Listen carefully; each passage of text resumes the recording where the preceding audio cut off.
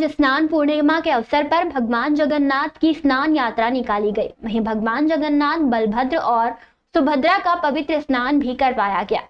यह रथ यात्रा की शुरुआत का प्रतीक भी है, जहां स्नान के बाद भगवान 15 दिनों के लिए बीमार हो जाते हैं, जिससे भक्त उनके दर्शन नहीं कर पाते। बताया जाता है कि भक्त इतना अधिक जल भगवान पर चढ़ाते हैं कि भगवान बीमार हो जाते हैं, जिसे अनवरस काल कहते हैं। यह समय 15 दिनों का होता है, जहां भगवान को अलग विशेष कक्ष में रखा जाता है, जहां वेद उनकी सेवा करते हैं, जिसके चलते भगवान अपने भक्तों को दर्शन नहीं दे पाते। यहाँ पूरा आयोजन भगवान को मानव स्वरूप में देखने की भावना से जुड़ा होता है, जिसके चलते भक्त और भगवान का जुड़ाव गहरा होता है।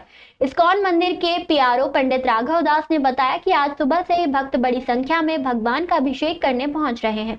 सबसे पहले मंदिर परिसर में भगवान की स्नान यात्रा परंपरागत तरीके से निकाली गई, जिसके बाद भक्तों ने भगवान का अभिषेक पूजन शुरू किया।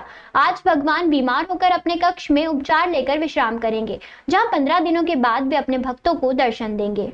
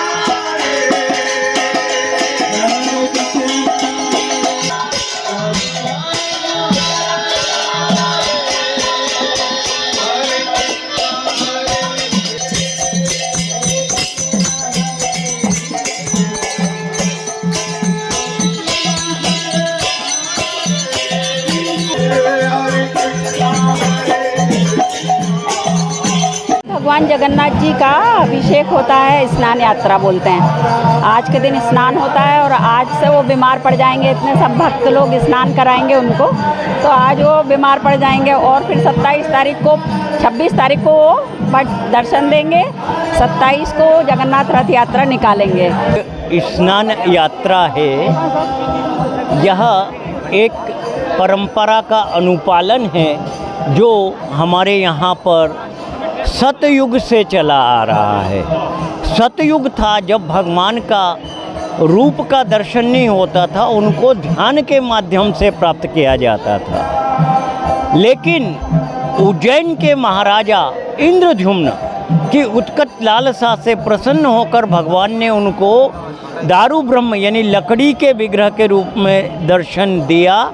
और वह जब उस लकड़ी के विग्रह को स्थापित कर रहे थे जगन्नाथ जी को, तो उनको स्नान कराया गया।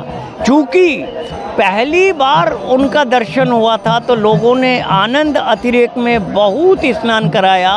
वो बीमार पड़ जाते हैं, फिर 15 दिन बाद स्वस्थ होकर दर्शन देने के लिए नगर भ्रमण के लिए निकलते हैं, जिसे रथ यात्रा कहते हैं। तो यहाँ एक जलगंगा जो संवर्धन सप्ताह चल रहा है, सरकार भी बहुत अच्छा विचार रखती है कि जो जल है उसकी शुद्धता, पवित्रता और निरंतरता बनी रहे। और इसी के लिए इस सप्ताह में भगवान के ऊपर जो अभिषेक हो रहा है वो पवित्र तीर्थों के जलों का ही हो रहा है। गंगा जी हुआ तो जल गंगा से भी इसका जो है प्रसंग जुड़ता है।